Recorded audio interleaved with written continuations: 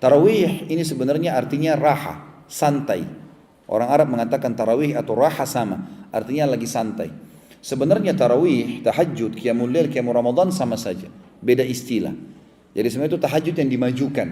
Kalau dikerjakan di akhir malam namanya tahajud, dikerjakan di awal malam namanya tarawih. Dan memang tarawih ini dinamakan tarawih sholat tahajudnya di Ramadan karena satu-satunya waktu yang kita dibolehkan secara syariat untuk mengerjakan sholat malam setelah ba'diyah isya. Makanya dinamakan tarawih, kita santai. Fisik kita masih sehat, kita masih mampu lakukan, apalagi rame-rame dikerjakan, semua masjid mengerjakan, maka lebih mudah. Makanya namanya tarawih. Syaratnya sama dengan puasa tadi. Dalam hadis Bukhari Muslim kata Nabi SAW, "Man qama Ramadhana imanan wahtisaba ghufira lahu ma taqaddama min dzambi." Rasulullah SAW pandu kita Ramadan kalau sholat tarawih adalah siapa yang mendirikan malam Ramadannya dengan keimanan, artinya bukan pergi sholat tarawih karena nggak enak sama teman, karena atasan, karena nggak enak sama lingkungan, tidak. Orang semua nggak ada yang tarawih, saya tarawih sendirian pun nggak ada masalah. Dan mengharapkan pahalanya dibersihkan dosa-dosanya yang telah lalu. Dan ini juga teman-teman sekalian adalah terapi yang luar biasa.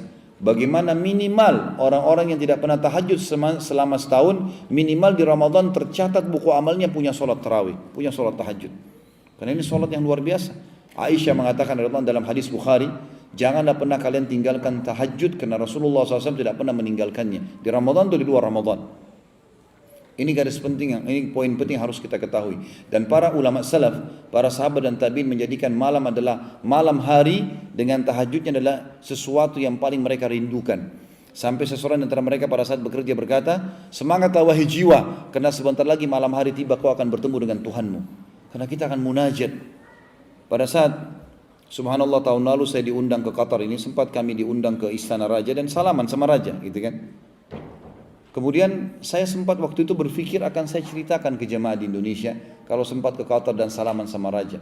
Waktu saya masuk ke ruangan memang mewah, besar, luas, segala macam istana tersebut, pemeriksaan ketat.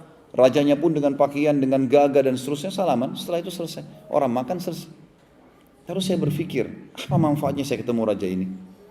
Cuma sebuah kebanggaan, salaman, selesai. Oh, saya pernah ketemu Raja Qatar. Hanya sebatas itu.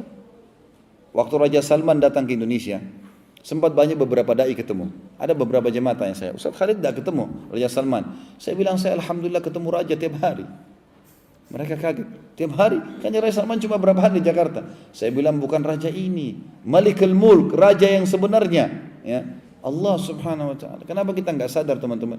Setiap malam Allah azza wa jalla datang ke rumah kita. Bukan kita yang datang ke istananya Raja. Allah datang ke bumi ke rumah kita lalu bertanya. Ada yang minta ampun saya maafkan, ada yang punya hajat saya penuhi, ada yang minta tolong saya tolong. Kenapa kita sia-siakan? Sebagian ulama salaf mengatakan sungguh jahil sebagian besar dari kaum muslimin mengkhayal bisa mendapatkan rahmat Tuhannya dan masuk ke dalam surga selamat dari neraka, sementara mereka masih sibuk tidur di atas ranjang mereka di malam hari. Artinya boleh kita tidur, tapi itu malam yang luar biasa. Dan dibiasakannya di bulan Ramadan ini terapi buat kita, bangun makan sahur sejam, setengah jam sebelum subuh teman-teman sekalian. Ini adalah waktu yang mustajab doa, sepertiga malam itu. Agar kita nanti setelah Ramadan dipraktikkan ilmu itu, bukan untuk kita tinggalkan.